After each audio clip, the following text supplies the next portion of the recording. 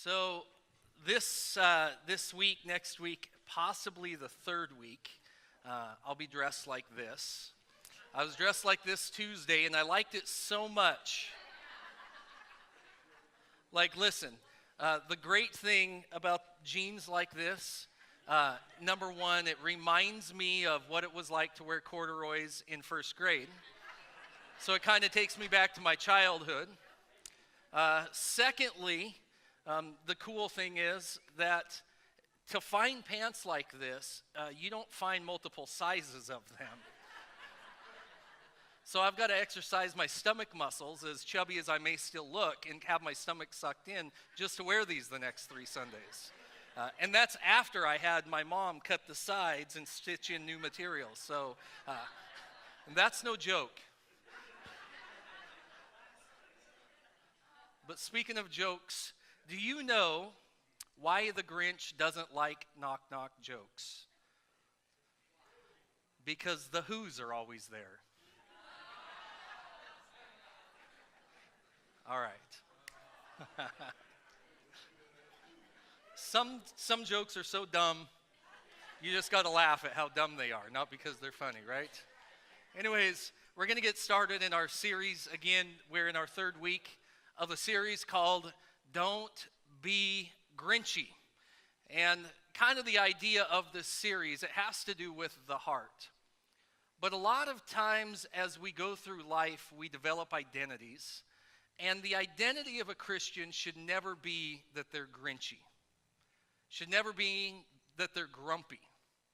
I think about the idea of, we want to bring Jesus to people. And just like Jesus riding into Jerusalem to the people, he was riding on a donkey, right? And the idea isn't that we're the donkey that brings Jesus to people, right? We don't want to be the identity of the donkey. We don't want to be the identity of the Grinch.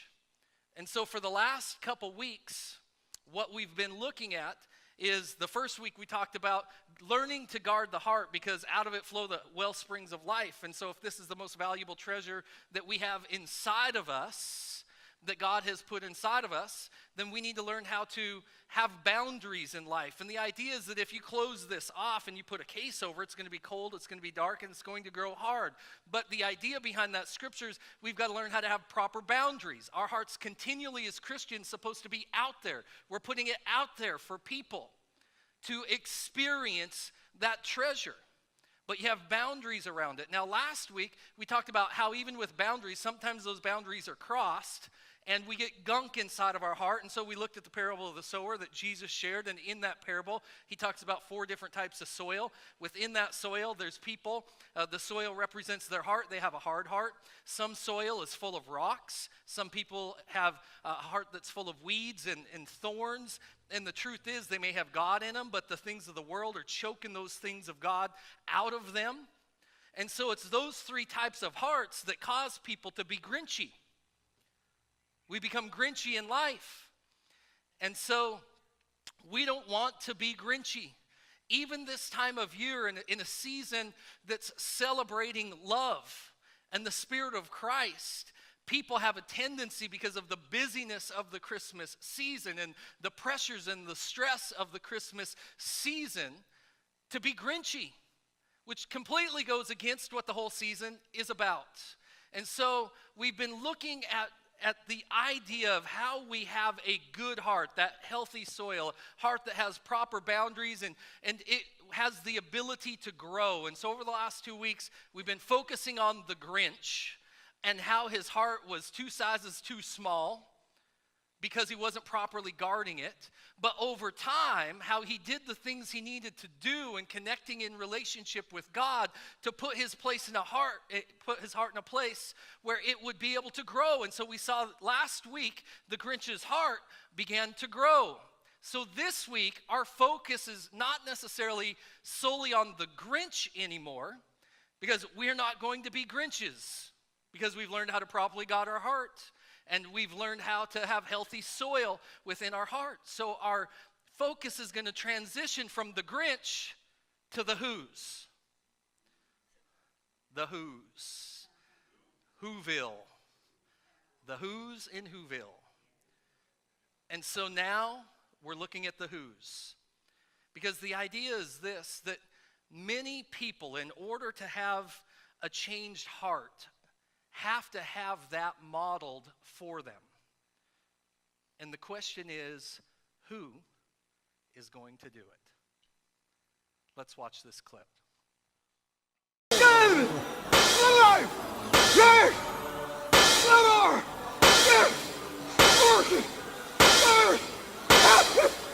Excuse me.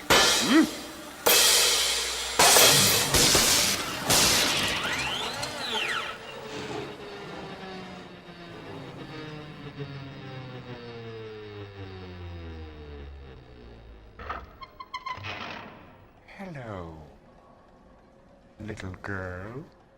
How dare you enter the Grinch's lair! The impudence, the audacity, the unmitigated gall! You've called down the thunder. Now get ready for the boom! Gaze into the face of fear. Booga booga! Mr. Grinch, my name is Cindy Lou Who. You see, even now the terror is welling up inside you. I'm not scared.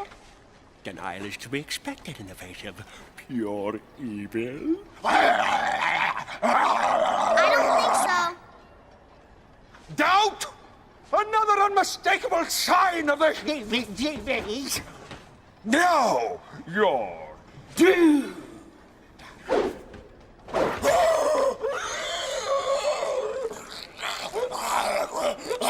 Run for your life before I kill again!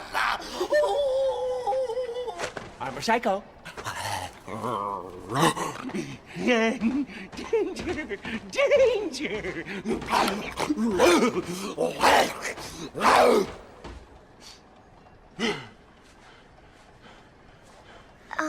Maybe you need a timeout.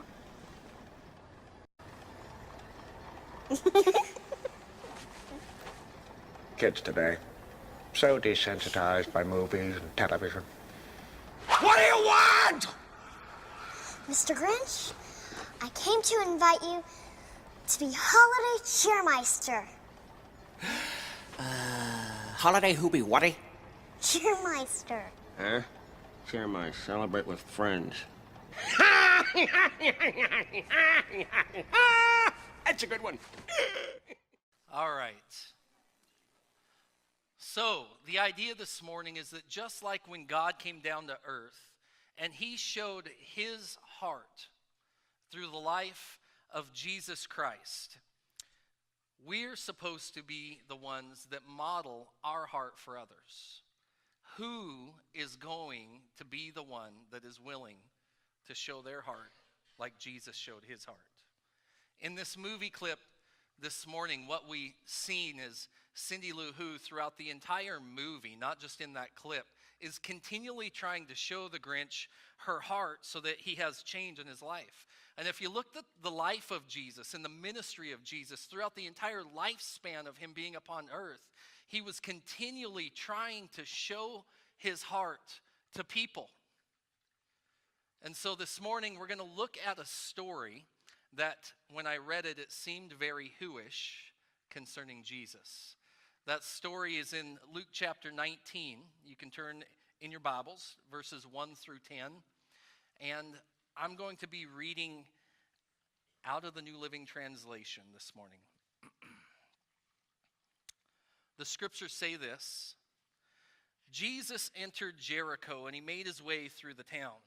There was a man there named Zacchaeus. Everybody say Zacchaeus. He was the chief tax collector in the region, and he had become very rich. He tried to get a look at Jesus, but he was too short to see over the crowd. And so he ran ahead and he climbed a sycamore fig tree beside the road, for Jesus was going to pass that way.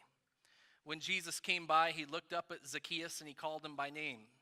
Zacchaeus, he said, quick, come down. I must be a guest in your home today.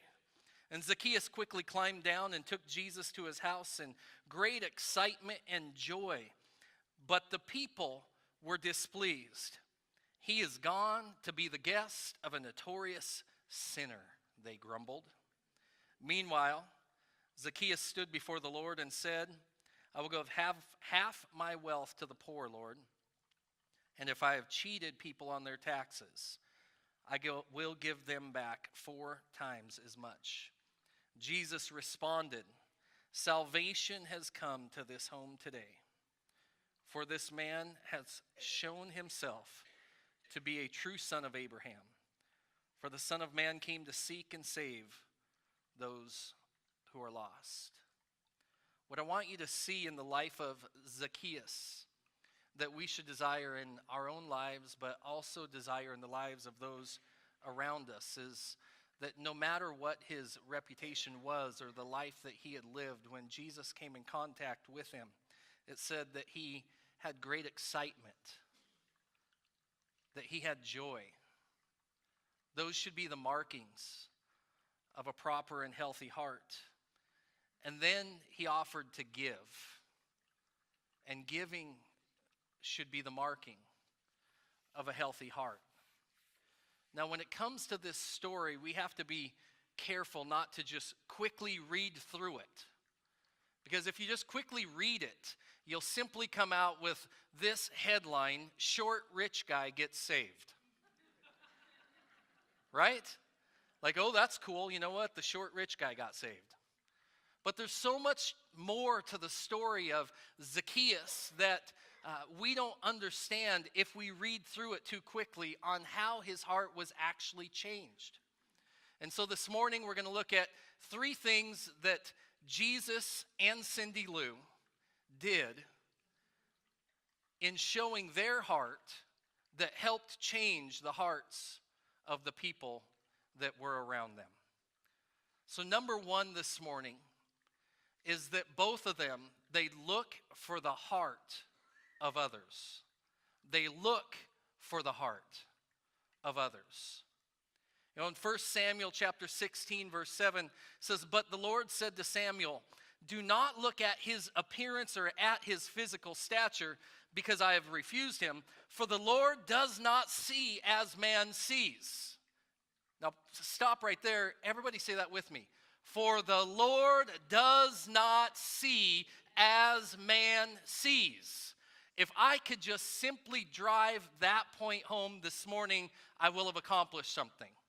One thing that needs to be inside of each and every one of us, one thing that we really need to understand is that God does not see like we see. And when you understand that, then it allows you to have faith to trust that he sees things differently than you do. And that's why things don't always play out like you think they should. God doesn't simply see things as man sees them. And so he has to remind him. He says, for man looks at the outward appearance, but the Lord looks at the heart. You know, the idea behind 1 Samuel chapter 16 here is the Israelites, God's chosen people, had crossed over into the promised land. They were living a life that should have been full of excitement and full of joy. But they've seen all these other nations around them, and all these other nations had a king. And so they're constantly complaining to whoever the prophet of the Lord was at the time that they wanted a king in their life too. And God knew that kings can be corrupt. He didn't want them to have a king. He wanted to be their king. But eventually, because they continued to ask God and ask him, he said, finally, you know what? Because of my love for you, I'm going to give you the desires of your heart. Not because it's what I know is best for you, but because you keep asking me and you say that's what you want. And so he gives the Israelites their king, and they anoint King Saul. Now King Saul becomes king, and King Saul becomes crooked, just as God figured man would become. And so in King Saul becoming crooked, God decided it's time to anoint a different king.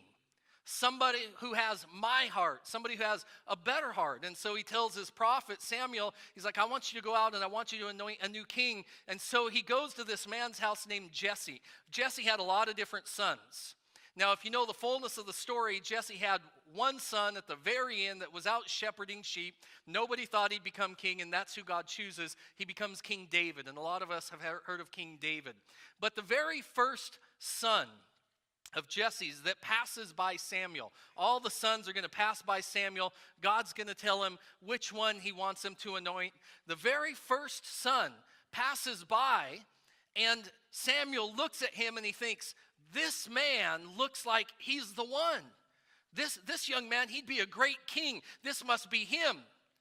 And God has to kind of interrupt the prophet of God and say, listen, quit looking at the outward appearance. Because all too often, that's what man does. If we're honest with ourselves, there have been multiple times in our lives where we judge people based upon their outward appearance. And no good Christian wants to admit that, but that's truth. That's reality. Whether we're Christian or not, people are judgmental. And oftentimes that judgmentalism is based upon something that they think they see about another person. And so what God is trying to get across right here is not to look at the outside. Whatever the outside might be, it encompasses multiple things. But try to look as he looks and look for the heart. When it comes to the story of Zacchaeus, I want you to understand, in Jesus' day when he was traveling, he'd become pretty popular by this time frame. And so as he would travel down the roads, just like you'd hear about stories of the woman with the blood issue, or the person that needed their daughter to be healed, Jesus was always surrounded by multitudes of people. There was probably hundreds of people that would line up on the roads. And like the story of the woman with the blood issue, she had to literally reach through the crowds as Jesus is trying to get to his destination where he's going. He's so surrounded by people, she has to work her way through just to touch the hem of his garment. Whenever Jesus would teach, then the crowds would gather around, and he'd not just have hundreds, but thousands of people that would begin to listen to his teachings. And so imagine Jesus is walking down the road, and there's people that are all around him. Number one, he's got 12 bodyguards, doesn't he? 12 disciples that are like trying to get Jesus where he's supposed to be going, making a way. And then he's got the Pharisees and the Sadducees and the scribes, all of the whatever.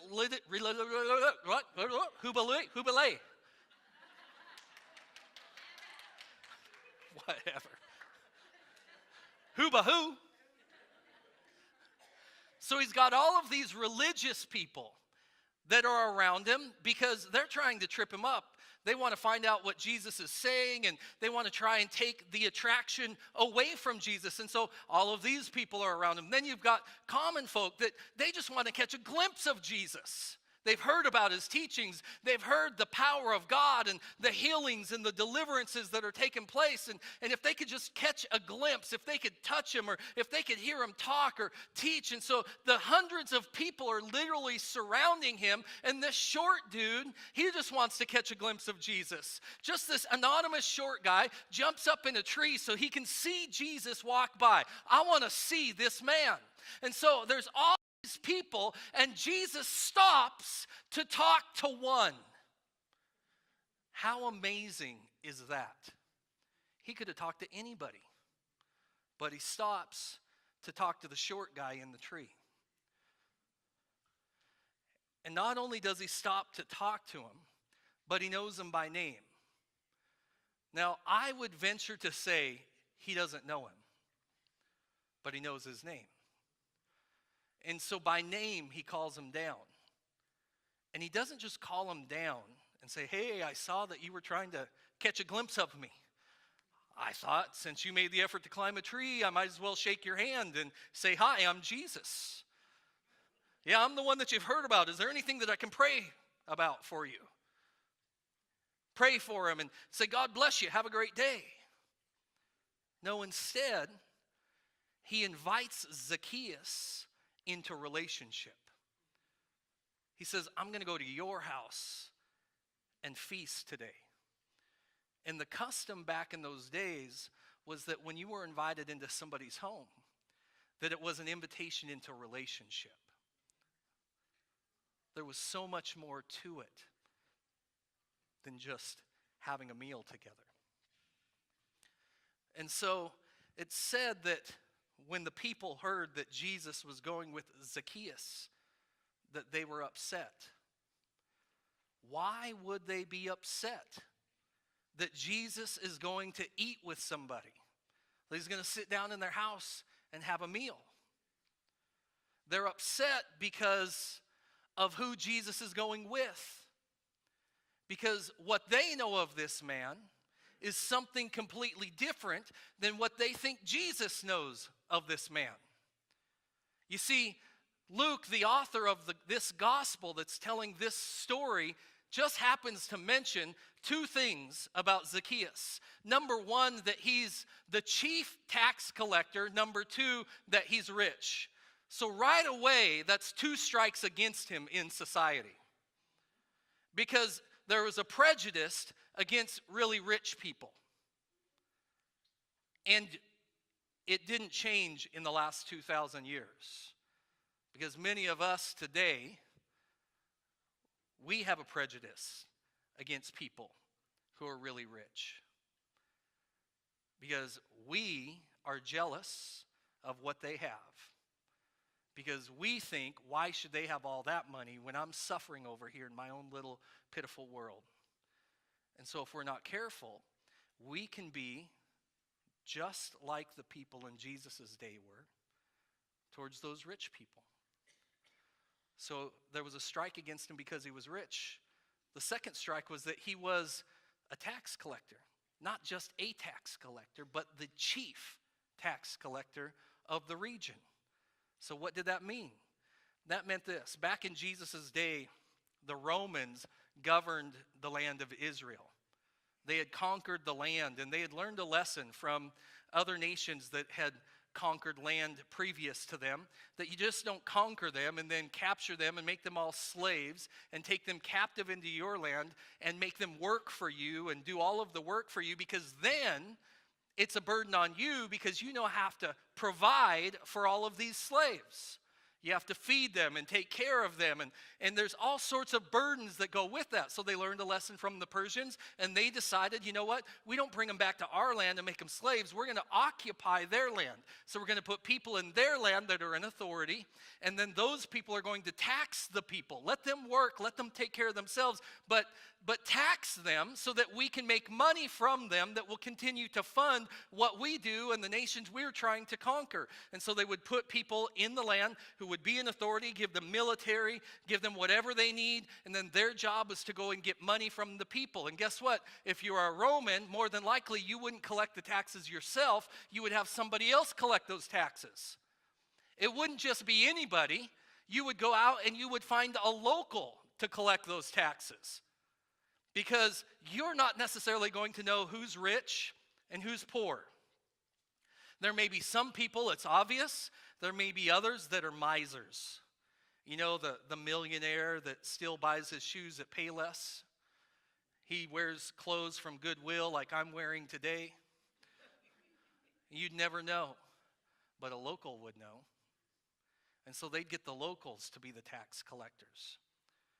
And if you can imagine what the people thought of having somebody of their own blood, of their own nation of people, of their own community, collecting taxes from them on behalf of their enemy.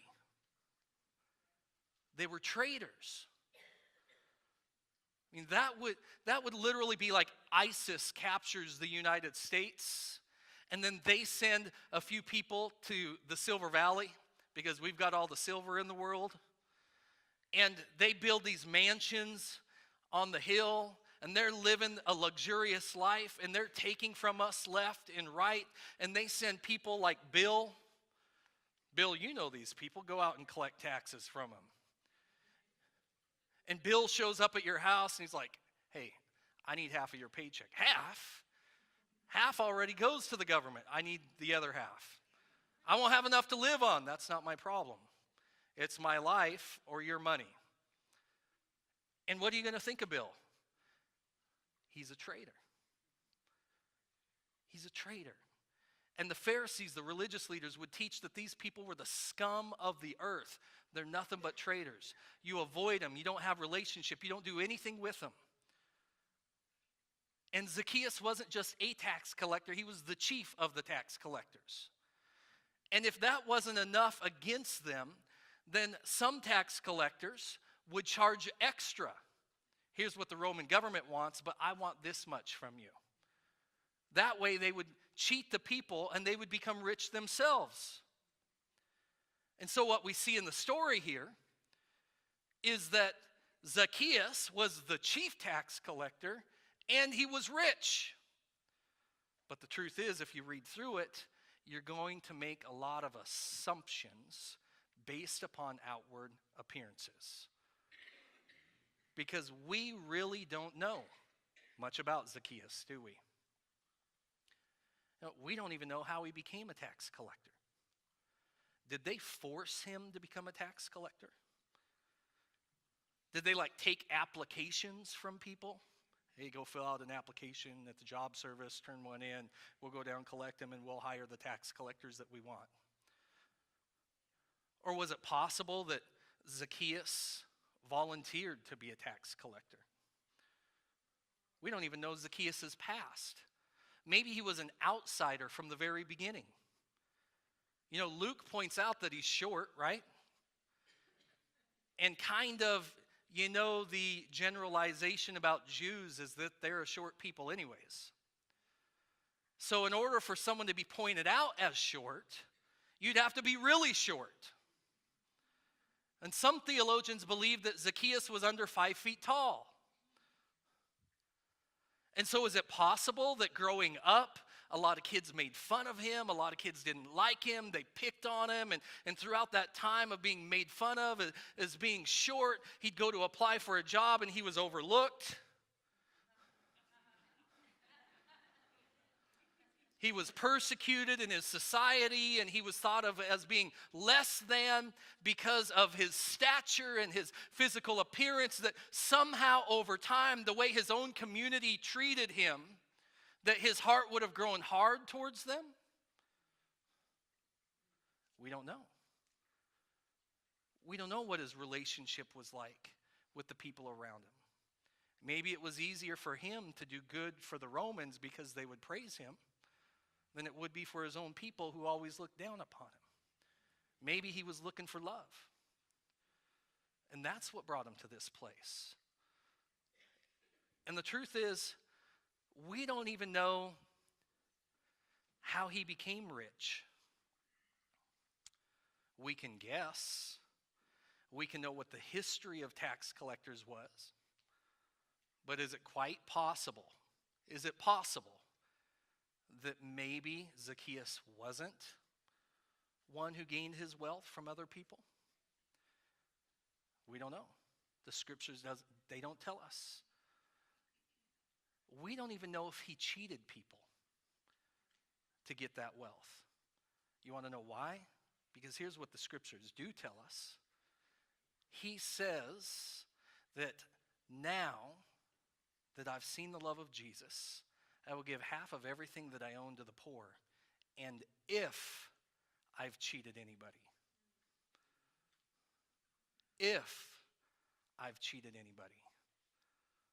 then I will give back what they were cheated times 4. Maybe he came from a wealthy family. Maybe he had a side job. Maybe he was so good at what he was doing, there was other tax collectors who were cheaters, but the Romans made him the chief that they gave him extra money to get his wealth. The truth is, my point, that we just really don't even know Zacchaeus. And if we're not careful, we'll make a lot of assumptions based upon outward appearances. And I would venture to say that just as we don't know a lot about Zacchaeus, that the people that lived around him probably didn't know a lot about Zacchaeus. Because it says that he had a reputation. They said he's a notorious sinner. And anytime somebody in your community has a reputation, many times what people will do is they'll avoid the person with the reputation. I don't really need to know a person like that. Because of the reputation, they don't take the time to get to know a person like that. And so just as somebody else has judged that person, we'll take those people's judgments and we'll accept them as truth and never search it out for ourselves. But that's not what Jesus did. Jesus, despite what people thought about Zacchaeus, and despite what people would think about him hanging out with Zacchaeus, he looked beyond Zacchaeus' occupation. He looked beyond his appearance, and he looked beyond his reputation. And he went to build a meaningful relationship with Zacchaeus. You look at the story of the Grinch. Cindy Lou was raised in a village where everyone despised the Grinch. Nobody even would want to get near the Grinch. His name's mentioned and the whole town stops. Leave him up on that mountain that's far, far away. And yet Cindy Lou goes to Grinch, introduces herself by name, and then he gets all crazy on her. Like as if he wasn't crazy already. He's getting his head slammed in a cymbal. And then she, proceeds to be nice. Mr. Grinch, I'm Cindy Lou. And he goes even crazier. And he starts acting all evil. I'm evil. He gets half scary in the movie. He says, what's it like to look into the face of fear?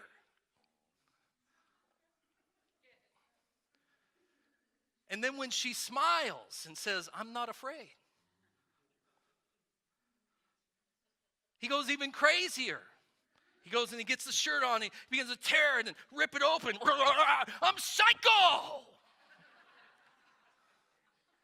Like he's trying to push her away. He was trying because of what she was doing.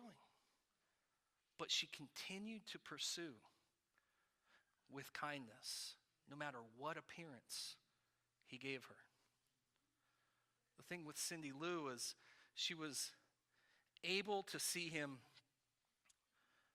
for who he could be, not who he was being.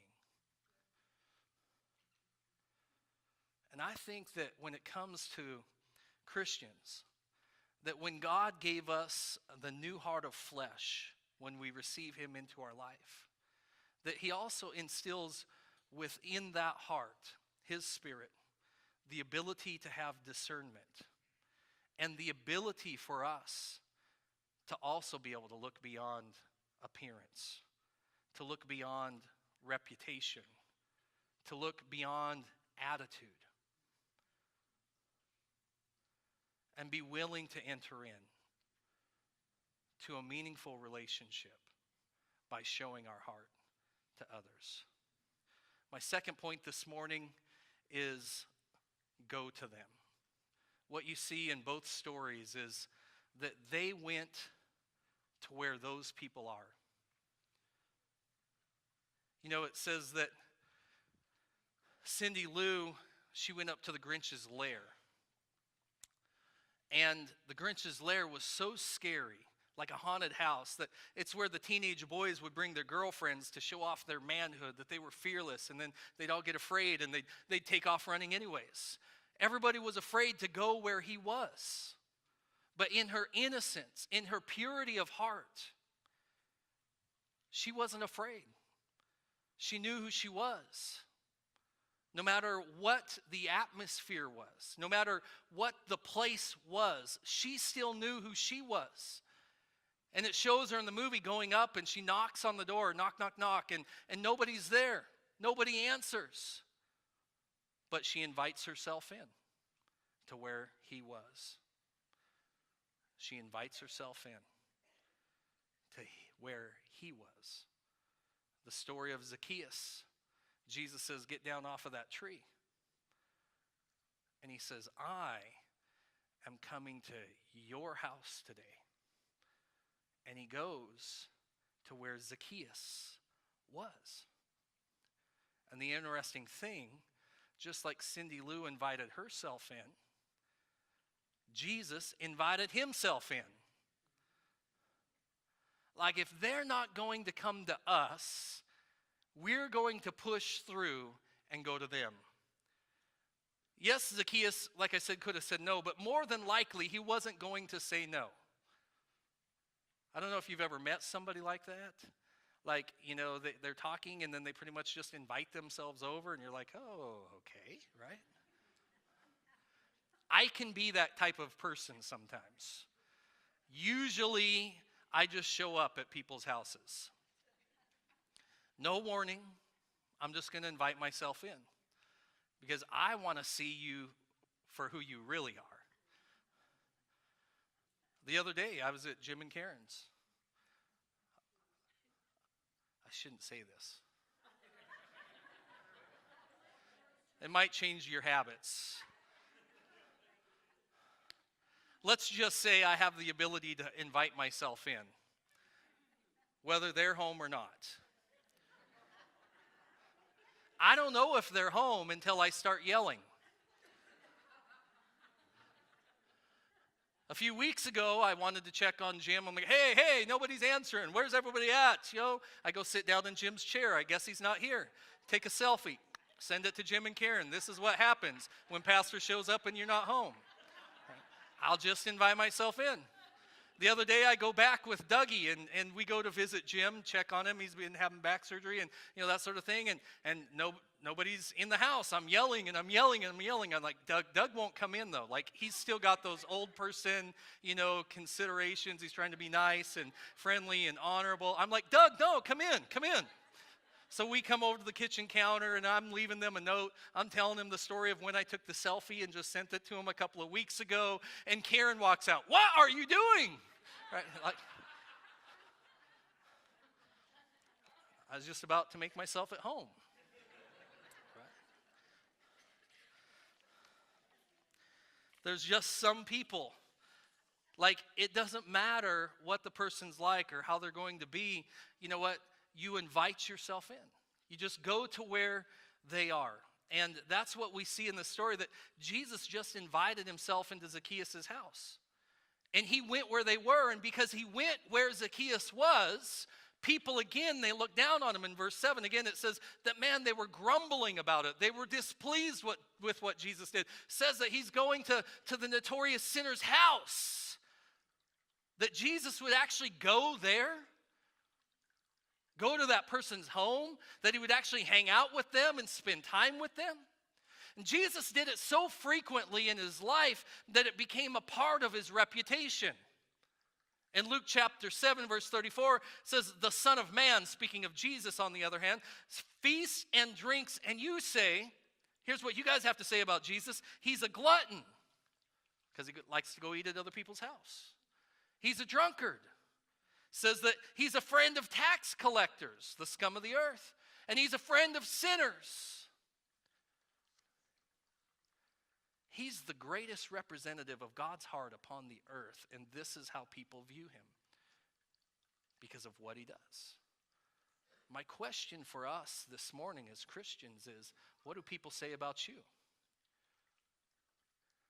For those who have been Christians for 5 years, 10 years, 20 years, if you've been a Christian for a year, what do people say?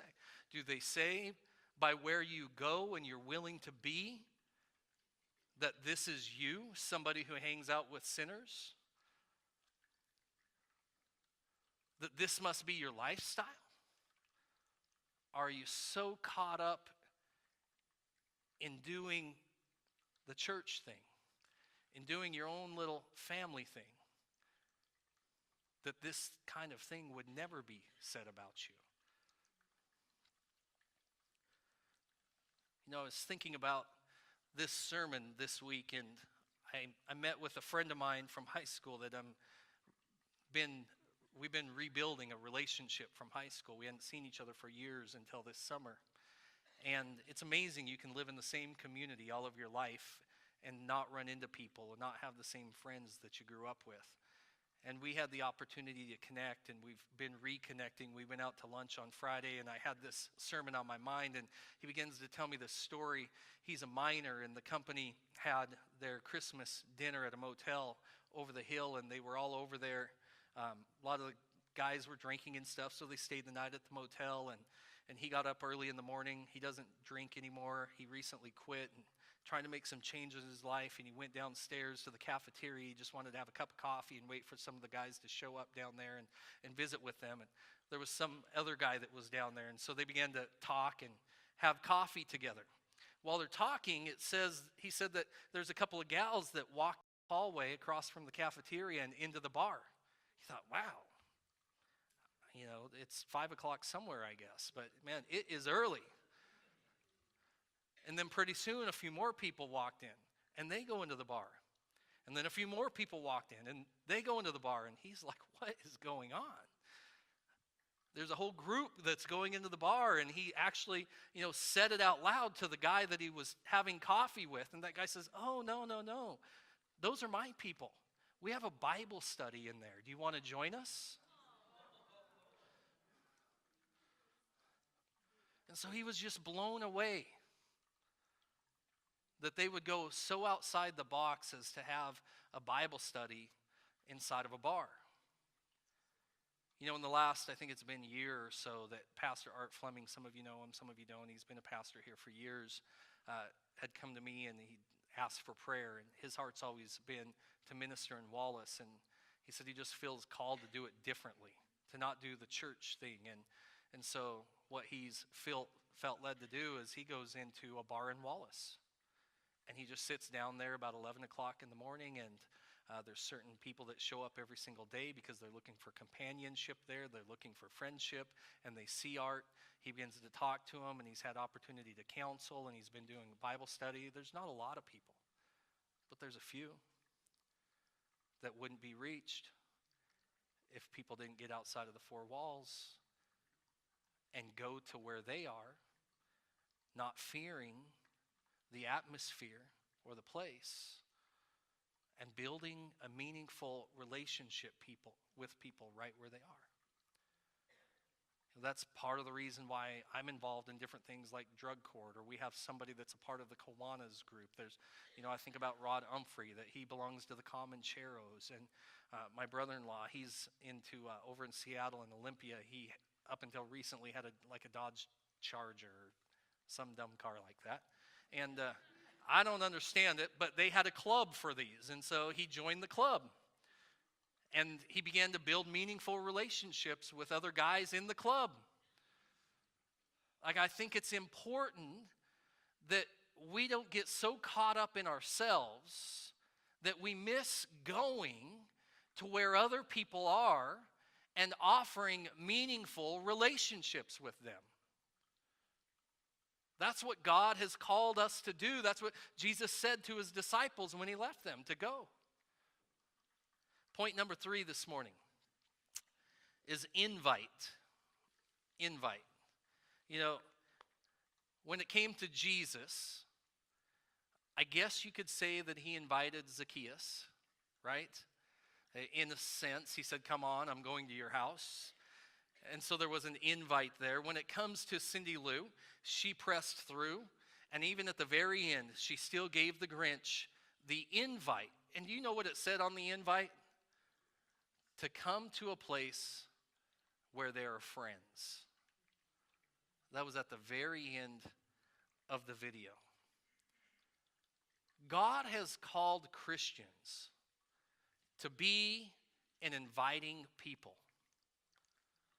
to create an inviting culture.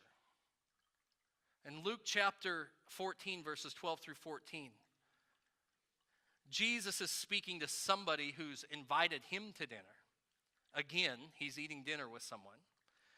And this is what he says to them. He says, you know what? When you put on a luncheon or a banquet, don't invite your friends. Don't invite your brothers. Don't invite your relatives. Don't invite your rich neighbors. Let's stop right there. When you put on dinner, and invite people over. Who do you guys invite?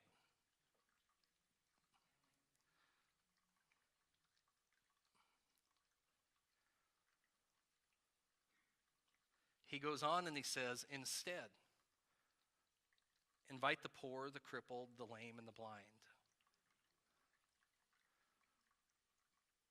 Now, not necessarily just those people. What he's describing is those people who are on the outskirts of society.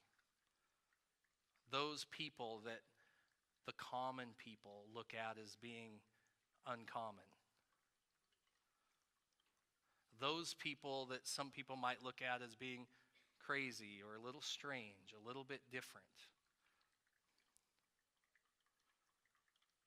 God has called us to be a people who are invitational in life.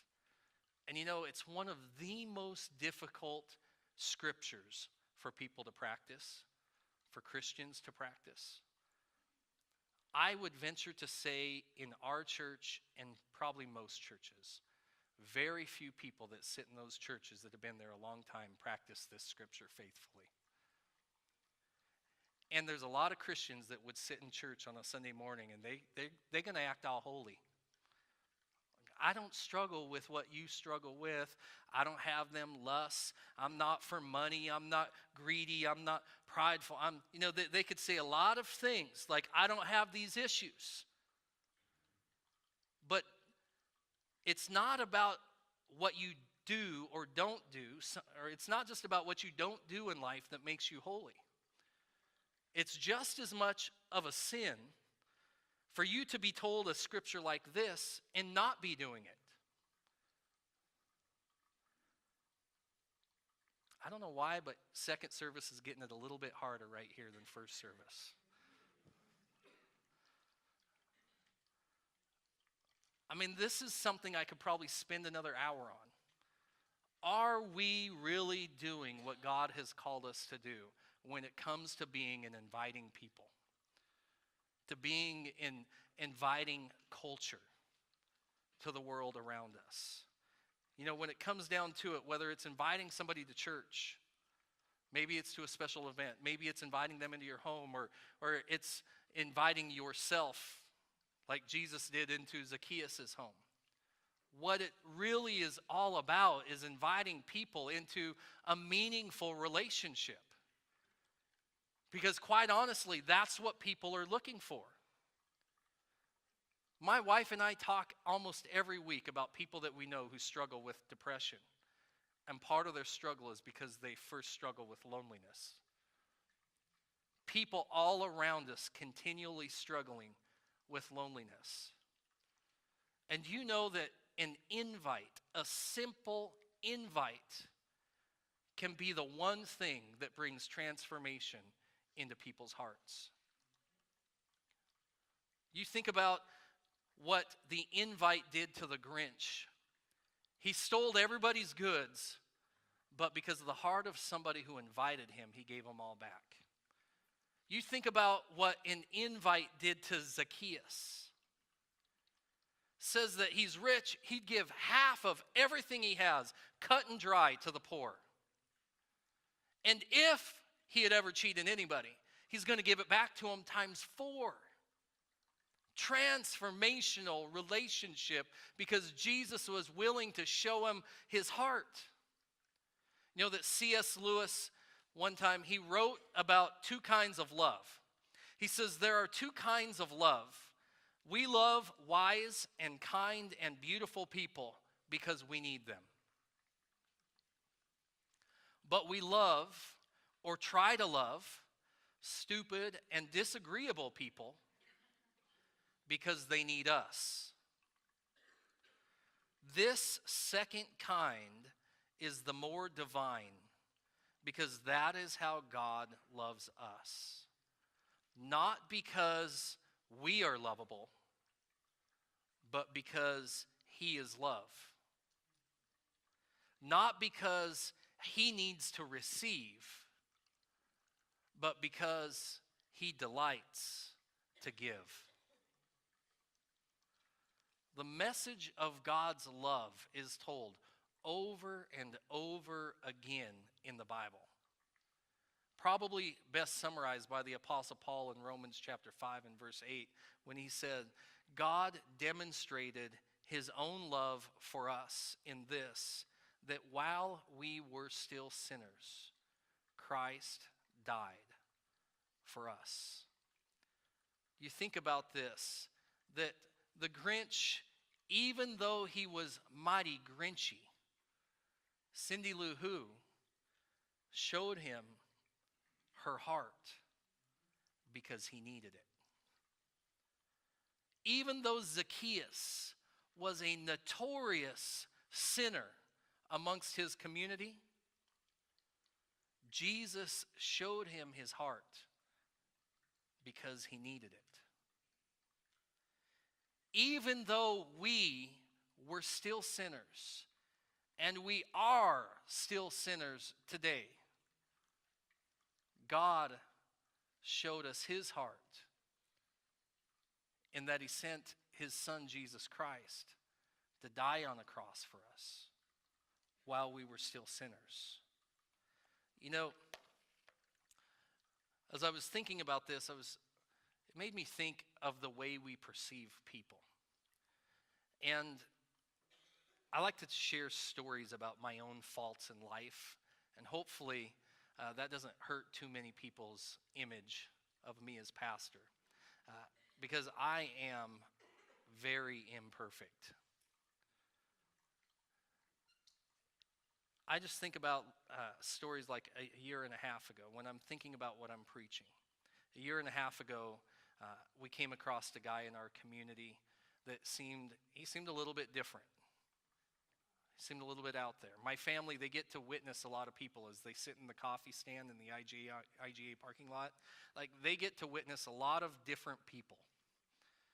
And sometimes, it's like scary. My wife calls me, hey, would you mind come sitting over here this morning? Okay, I'll get out of bed and come sit there. There's some scary dudes around. And I don't know why, but God sometimes, he just puts people on my heart, like the people that are, outside of the norms of society. Some of you remember a couple years ago, I think it was, when Coconut Joe, a lot of you know who Coconut Joe is. Some of you don't. For years, he was kind of the local drunk that, would hitchhike back and forth from his house at Elizabeth Park to Kellogg or wherever bar he was going to. And I would pick him up, as well as probably half of the Silver Valley would pick him up and take him where he's going and try and talk to him. One of those times, I think I took him to Wallace, and I was listening to his story, how he got to where he is today, and I just invited him to church. And he said yes. And I thought, how many people have picked up Joe and he's never received an invitation? How many times have I picked up Joe and I've never invited him?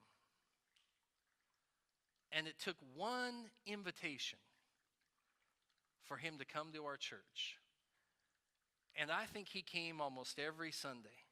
Now, there might have been a couple Sundays he was back in jail because, he had a struggle with addiction. But he ended up getting a Bible, had his name on it. Our probation officer even told me that, he had seen the Bible, like Joe was proud of this Bible that he had and how much he appreciated the love that our church gave him. And, he died. It was probably just a few months later. And I just think, what would have happened had there not been that invite at almost the perfect time? Like I said, about a year and a half ago, we had a guy that was hanging around the stand, and it was a little bit different. And I remember talking to my family, and they're describing this guy to me, and it just seems a little weird. And we had talked to somebody else, and they had said, I don't know if I'd trust him. And so we hear reputation, and he looks, he could look a little crazy sometimes. And then pretty soon, you notice somebody, and then you start to see them everywhere you go. And if you're not careful, you build up a story in your mind. Like, why why do we see him here, and then we go to the store and we see him there, and then, we see him over by our house? Like, does this dude know where we live? Like, what is going on here? And I remember last year I pulled up to visit somebody somewhere, and here's this guy outside of that place. And I see him, and he's like, oh, hey, opens the car door, gets in and shuts it, invites himself in. Pastor Corey, man, I've got this going on, and I was just wondering if you could pray for me. And I'm like, whoa, okay, brother, God's will be done in your life. Whatever I said, he gets out, thanks, man, and he gets out, and I remember thinking, whoa, that's just, it's a little bit crazy. And then, not very long ago, this last summer, he tells us we're selling the girls' car, and he's like, I got somebody to buy the car. I'm like, yeah, okay. And then he calls. He's like, hey, can I come look at the car? I'm going to look at it. I got somebody to buy it. I'm like, who do you have that's going to buy the car? Who do you know that's going to buy the car? And he's like, no, I need to look at the car. So I go over there, and I show him the car, and he looks around, and he's like, okay, I'm going to give him a call. And I go and I tell Stace, I don't know. Who knows? We'll see. Sure enough, people show up. They look at the car, and they buy the car. And then I'm thinking, what was his motive?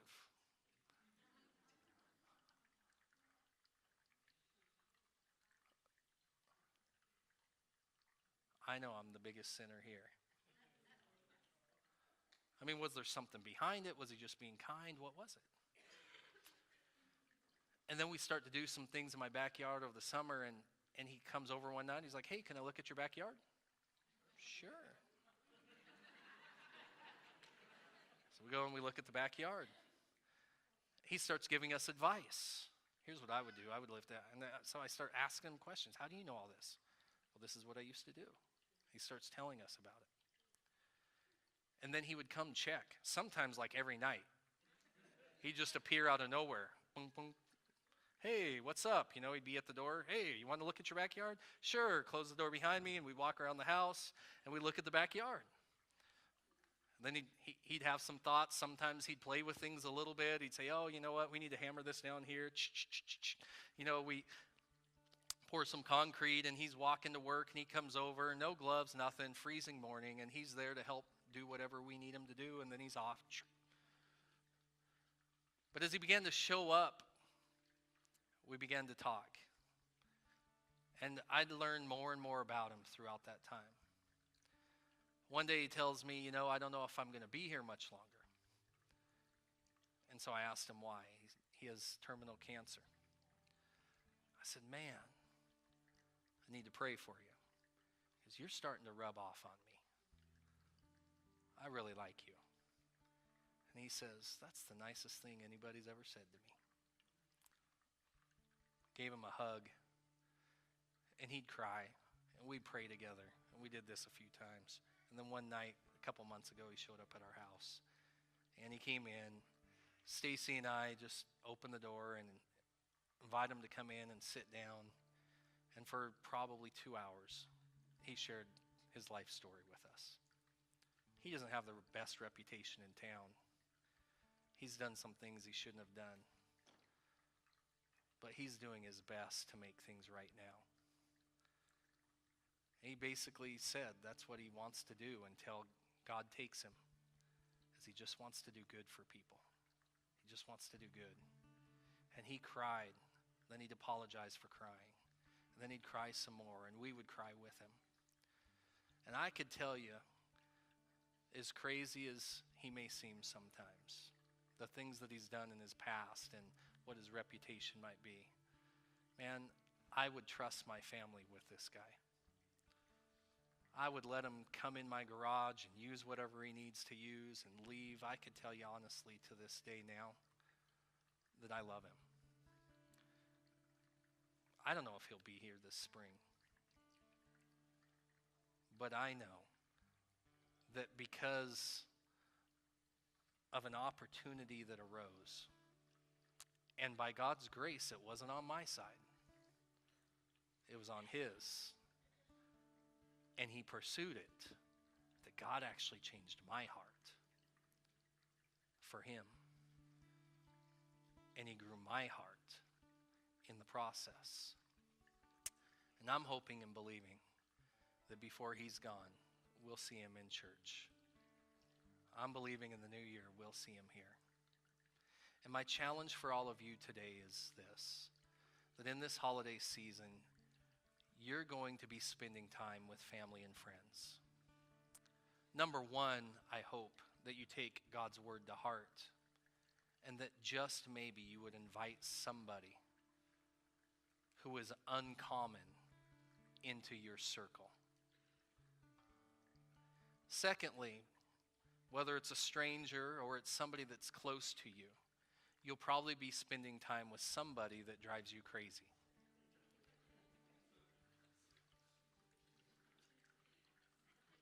Maybe they're a little grinchy. But now, you have a heart that is properly guarded and a heart that has good soil. So you can be the one that reaches out to the Grinch, looks for their heart. You go to them, even if it's simply going across the room, and invite them into a meaningful relationship. It's easy to return grinchiness for grinchiness, but God has told us, don't be grinchy. Show your heart and watch people's hearts around you be transformed. Let's pray.